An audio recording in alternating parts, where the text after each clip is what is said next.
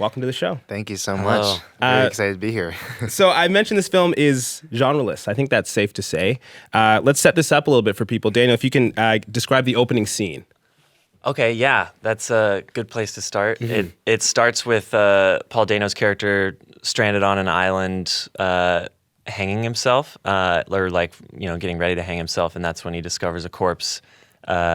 At first, he thinks he's rescued, but then he realizes it's a corpse. He's super bummed out, and the real opening scene is when the corpse starts farting. He climbs on that corpse and rides its farts to freedom as beautiful music plays and he cries. And it's very cathartic and it's very jubilant, and it's kind of a great way to introduce what you're about to watch. Okay, so tell me about conceiving this idea. Like, was that the first idea to come to mind, was riding this farting corpse joyfully? Like a jet ski? Like Yeah, a jet more or ski. less. Yeah, it started out as a sketch, not even worth making in our eyes. We're like, this is too much work and it doesn't really give me anything. It's really hilarious and it'd be funny if it existed, but I'm not feeling anything for it.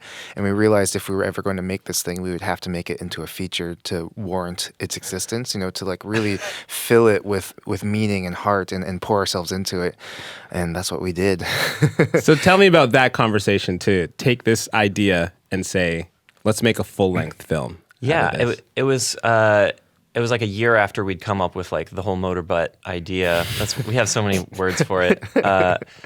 And we were just chatting about what would the journey be like, this corpse and this man, and we got there was one night in particular where we came up with a whole flood of ideas and got really excited about the corpse being kind of an amnesiac and this man having to remind the corpse what home is like. And what life is like in general. Yeah, and so it would be this kind of therapeutic journey where this lonely man has to convince, we've been describing it as a suicidal man has to convince a corpse that life is worth living. And that felt absurd in a different way than the jet ski, but they were kind of compatible, absurd, ideas. And that's really the heart of the film is this relationship, not just, potty humor. Okay, let's get into all of that in a moment. But first of all, you guys got some heavy hitters from Hollywood in the roles of Hank and Manny. You got Daniel Radcliffe and Paul Dano, that I understand you guys thought was Paul Dano for a while. I called him Paul Dano for the entire movie.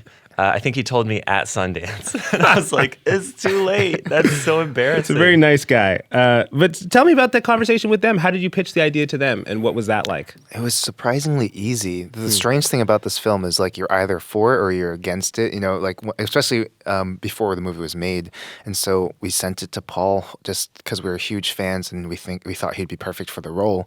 And he had already seen all of our work, and he was actually a big fan, so it was very easy. Your for music him. videos and your short Yeah, films. yeah. For those who don't know, we started the music videos. You probably have seen the music video for Little John's "Turn Down for What." That was I think it has 500 million views. Or something like that. at this Yeah, point. pretty insane. And so he was on board right away. We just Skyped with him and connected over the materials, and it was never a discussion of do you want to do it. It was always a discussion of how should we do it. What is how are we going to approach this thing? Which was kind of important. The movie's so out there. We knew we wanted the guys playing the parts to be we didn't want to convince them. Either we just wanted guys who were really thrilled, and we got really lucky that these two extremely qualified dudes were really drawn to the roles and the challenges. Because I think people will see they each get to do something that you haven't seen them do before. And they both seem really proud to have been in this movie. Yeah. That's the greatest compliment. We our distributors are so happy that Paul and Daniel are championing the film. Yeah, we sent a rough cut over to Daniel Radcliffe, and after the opening scene, he paused the movie and he just immediately texted us and he said, "I've never been more proud of anything I've ever done in my life. I can't wait to watch the rest of the movie." And then we're you've done a lot in your life, Daniel Radcliffe. That's a crazy compliment. But I think this is the kind of movie that speaks to him for some strange reason. He's deep down, he has really interesting eccentric tastes, and he has an interesting curiosity for the world. And so I think this tapped into something very personal for him, which was really flattering for him to tell us that. I'd imagine as a creative person, just to do something sort of defiantly creative like this too is something to take pride in. So let's get deeper into this story. So what is going on with Hank? He seems to have more problems than just being stuck in the wilderness, as you said in the opening scene. He's trying to kill himself. Yeah, we wanted him to be stranded literally, but also like emotionally. We aren't the biggest fans of survival films. Like, we're not like the most masculine dudes. So like a man versus nature story wasn't really what we were after. But it felt like a nice like setting to explore like isolation, the modern man being lonely and feeling alone. So that's really the kind of stranded movie we did. But tonally, it's kind of an odd juxtaposition of the scatological and ideally the profound and beautiful. And I think the image of the farting corpse, when we first thought of it, it's like a real thing that happens in real life. Like, after you die, you'll decompose and your gases will leave your body, and that sort of sums up what life can feel like sometimes. Like almost like a strangely profound joke. Like why do we spend our whole lives trying to put on clothes and act dignified and hide what we are, when at the end of the day we're going to die, and it's going to be an embarrassing, shameful, strange thing that happens. And, well, that seems to be one of the main messages, if the movie has a message, the importance of having a good friend, that a place to be open and free and honest. Yeah. Why was that an important idea for you guys to explore? Yeah, it was. We kind of make movies in a therapeutic way, where we just we come up with images that interest us, and then we spend a while trying to figure out like why on earth that image interested us. Yeah, so there's a lot of unpacking and unraveling, and so this movie had like way too much to unpack and unravel, and so it took us a while to find, find the idea of shame and how it keeps us from love. I think that like once that clicked for us, it started to bring everything together in a really interesting way. Like it felt like truthful but like an idea that gave us permission to explore like hilarious things, but like that were simultaneously meaningful. That's such an interesting process to me. Yeah, sorry, you were giving an example. Go ahead. No, my example was farts.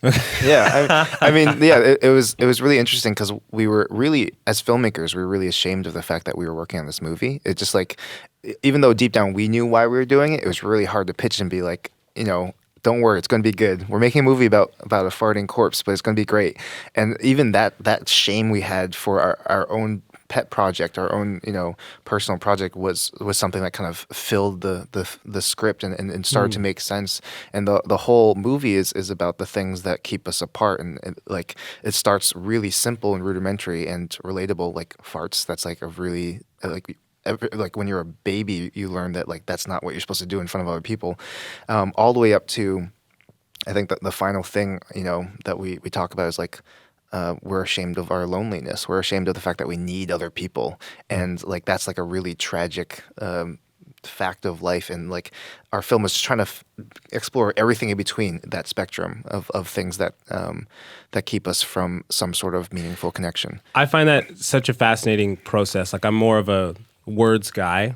I think that there's only two ways to understand the world. It's stories and it's images. Yeah. And if you're kind of an image person, to take an image, it occurs to you, whatever reason, it occurs to you, you'll figure that out later. But there is something deep there, worth mining. Yes, it's sort of like trying to interpret a dream, which it's like we're not like super spiritual guys who like just like try like sit down and like think about what these images mean. It's just a part of the natural process, because honestly, these images stick with us because we think they're funny. It's like it's funny, but also like it would be absurd to see it exist in the world, and like those two things kind of drive us, and then the rest of our time is spent just trying to make sure we understand what we are making. Well, tell me about having faith in that process. As you said, there was some shame, in making this film, and in kind of taking this idea and saying, I'm going to, make a feature-length film out of it, devoting a lot of time and a lot of energy. Where does that faith in that process come from in you? Yeah, I think it comes. We kind of discovered it. We've been doing music videos for a while, and in music videos, we'd like listen to a song over and over until we got excited about something to go and shoot. And we kind of discovered by accident that like sometimes we'd come up with something we thought was just pure silliness, but then, you're going to have to work on it for 2 months. So you start trying to inject more into it because you don't want to just like waste your time. 2 months from now, look back and be like, it was kind of funny. And so like along the way, we started making these really personal things that were advertisements for a band, but there was some heart in there, and it was like a really rewarding, fun process. And so like then the next time we put a little bit more of ourselves in there, or like we went even crazier and even more sincere, and it was rewarding not just for us, but for like our kind of crew of collaborators. We have like the same gang that we've been making movies with for years, and I was just thinking like, the shame keeps us from love as like a theme happened. It proved itself behind the camera. Like we took a leap of faith with each other, and then with our crew, made something that we were a little embarrassed of, and along the way, like I had a genuinely profound experience and like shared something really profound with a bunch of friends, out in the woods. And that just kind of affirms and confirms that, that process. Yeah, and it validates the movie itself, in my eyes, where I'm like, we sometimes like letting something out you're a little embarrassed of, like, can make friendships stronger, and you feel a little less alone in the world. In case folks are just tuning in, you're listening to Q. I'm Shad, and I'm speaking with co-directors Daniel Kwan and Daniel Scheinert. Their movie is called Swiss Army Man. And in case you remember this from Q a little while ago, yes, it is the one about the farting corpse that was one of the biggest buzz films at Sundance this year. So tell me about the night of the premiere. On that topic of making this thing, it's a little bit embarrassing. You're in Park City, Utah. You're at Sundance, one of the biggest festivals in the world. All kinds of important people in the audience. What was going through your mind as you were sitting there right before the film screened? Well, we love playing with audience expectations, and we wanted to see if we could do that on a much larger scale. And so this was kind of an experiment. We purposely kind of hid the general public from the fact that this film was about scatological content, on top of it also being about, like, life and beauty and all that stuff. But we wanted them to get hit by the full force of this film, so we kind of kept it a secret. And for some people, they absolutely loved it. Like when the opening titles slammed on, I heard people screaming and yelling and laughing because they weren't ready for it. They didn't know what they were getting themselves into. Farts on that massive sound system. Exactly. Yeah. Beautiful music, beautiful farts, beautiful imagery. It was just like, I think for some people, it was like a pretty like life-changing experience, and other people weren't ready for it. Some parents brought in their kids because they were Daniel Radcliffe fans, and some distributors realized pretty early on, like, you know what, this isn't a movie I'm going to be able to sell. And specifically, there was one journalist who was already in a bad mood because the film started half an hour late, and he just left and started tweeting about how awful the movie was, and that kind of blew up into some sort of like a pretty crazy headline where a lot of people were only talking about people walking out of the film, and that was kind of what we were known for the first couple of days. But the crazy thing was we didn't see any walkouts, and we had a wonderful time and like a great Q&A and an awesome after party with our crew.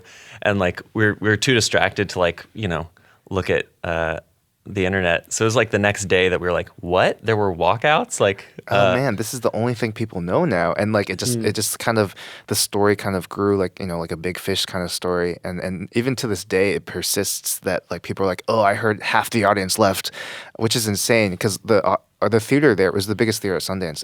It holds like 1,400 people, and even the journalist who was hate tweeting us, he admits only 20 or 30 people left, not 700. So it was kind of an interesting like little firestorm that sprung up that also sort of validated our movie. Like the movie's about social taboos and like how society tries to like judge us. Judge people and shame people. And I can't wait for that journalist to watch the second half of the film because the movie explores what he did, like, which is I was going to cool. ask you, like, was that kind of roller coaster experience difficult, or was it validating? Both, yeah. At the same time. Yeah, the whole movie has just been, difficult but validating, Yeah, I mean, it was a really, in a nutshell, that week was kind of perfect because it showcased how some people would react negatively to it, but then ultimately we came out of there with like, they added so many screenings because it became so popular. We ended up doing 9 screenings at Sundance, which is kind of unheard of, and we won the directing award. It's kind of was this beautiful dissonance of like how people like I think how people should react to an interesting film, you know. And now like people who love the movie are kind of like banding together to kind of like defend it. They're like, hey, we gotta like fight back against this reputation, and like it's kind of like a cool community of like folks that are kind of like banding together and be like, this is worth your time. You should go watch it. Was truthful for me. Yeah, exactly. Well, I will join that number. I think it's very worth watching. Thank you. It's a beautiful film. Thank you guys for being here to discuss it. It's Our a fascinating journey. Daniel Kwan and Daniel Scheinert are the men behind the new film Swiss Army Man. It's currently in select theaters and opens across the country this weekend. And if you're in Toronto, my guests, Daniels, will also be doing a Q&A session at the Varsity Theatre tonight.